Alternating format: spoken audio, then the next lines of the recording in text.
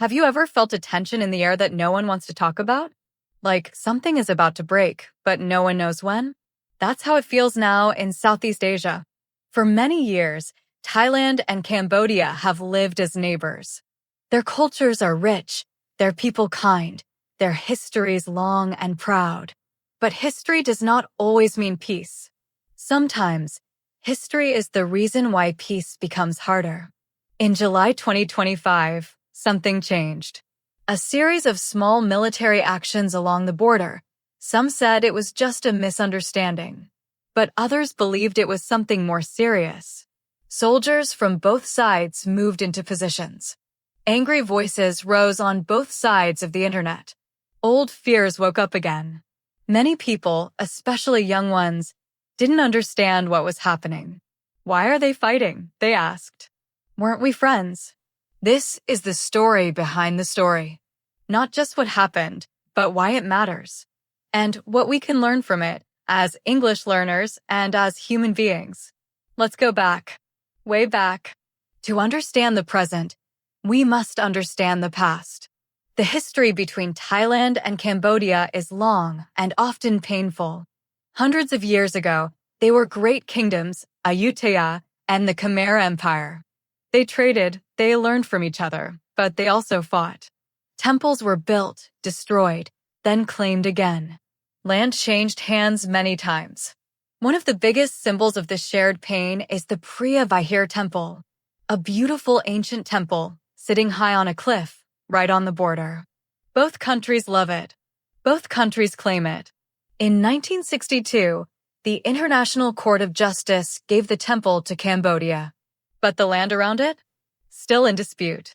That's when the seed of conflict was planted again. In the early 2000s, fights began again. Soldiers died. Nationalists on both sides shouted louder. People began to feel not just sadness, but anger. Then came years of silence.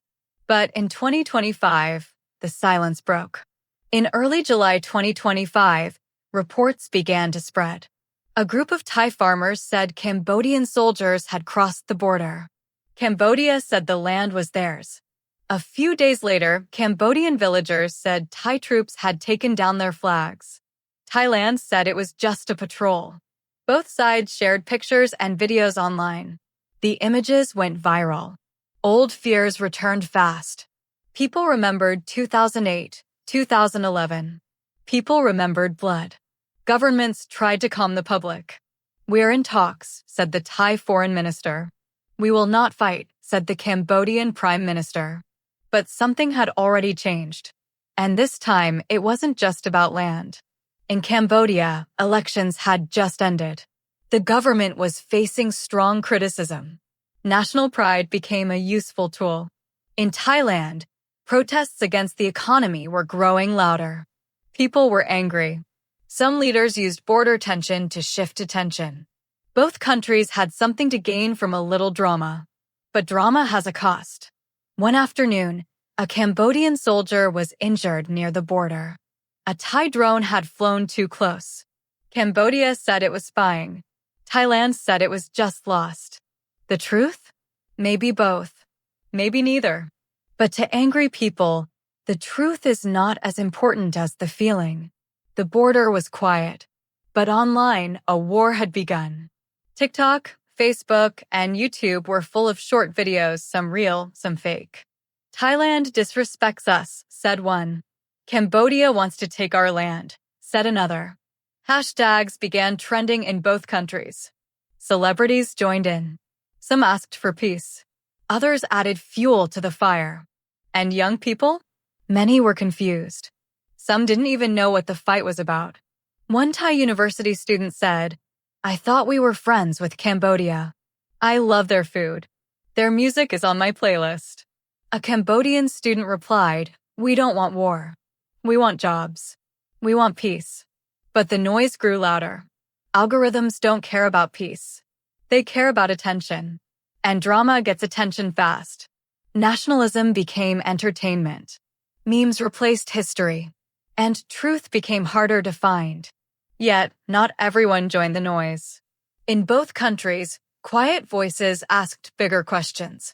Why are we fighting a war we don't understand? Who benefits from our anger? What does winning even mean? The world was watching. Not just Thailand. Not just Cambodia. But all of us, those who believed in peace, those who had seen war and hoped we would never see it again. As international pressure grew, the voices of everyday people became louder. On both sides, citizens were saying the same thing. We don't want war. We want peace. Mothers in Cambodia cried for their sons. Farmers in Thailand left their fields to protest with signs that said, "We want dialogue, not bullets." Leaders felt that pressure. It became harder to ignore the truth that this fight was hurting more than helping. The number of injuries was rising. The cost of military action was growing. And trust between neighbors was disappearing. A group of ASEAN diplomats arrived on the border. They didn't come with weapons. They came with notepads and open hearts. They listened to both sides. They reminded everyone of the many years of shared culture, food, language, and family between the two nations. Behind the scenes, quiet meetings were held. Trust was low, but hope was alive. One idea came up again and again: a joint historical committee. Let experts from both countries study the land and the stories. Let them tell the truth together. Not just for politics, but for the children growing up near the temples, wondering if the next siren means they must run again. Slowly, things began to change. First, a ceasefire. Then, talks in Bangkok and Phnom Penh. After weeks of quiet diplomacy, the border opened again, not for soldiers, but for school children holding hands and singing songs of peace. A new cultural exchange was created. Students from Thailand visited Cambodia, and Cambodian students came to see Thailand's schools and temples. Trust didn't come all at once, but it started with those little steps. And the people? They never stopped watching. Social media lit up with stories of kindness across the border. Thai doctors helped injured Cambodian villagers. Cambodian monks prayed for peace at the same temple where bullets had fallen weeks earlier. There was still pain, still memory, and still fear. But alongside it grew something stronger: understanding. The temples stood tall again. Not as trophies, not as symbols of hate, but as reminders of what can be shared, protected, and honored together. What war can't teach, peace will. Hello, dear listener. Thank you for joining me on this journey today. You have just listened to a story that may sound far from your home, but its meaning is close to the heart of all of us. This story is not just about Thailand or Cambodia. It is not only about temples or borders or old history. It is a story about people who live near one another, people who dream of peace, and people who suffer when that peace is broken. You see, many stories about conflict talk about the big things: tanks, politics, power. But the most important parts are often the smallest ones. A mother afraid for her child, a boy hiding under his bed, a farmer who can't sleep because he hears the sound of guns. And that is why we told you this story. Because English is not only grammar and vocabulary. It's also about feeling, understanding, connection. And this story helps you feel something real. Let's talk about some of the lessons we can take from it, both for life and for learning English.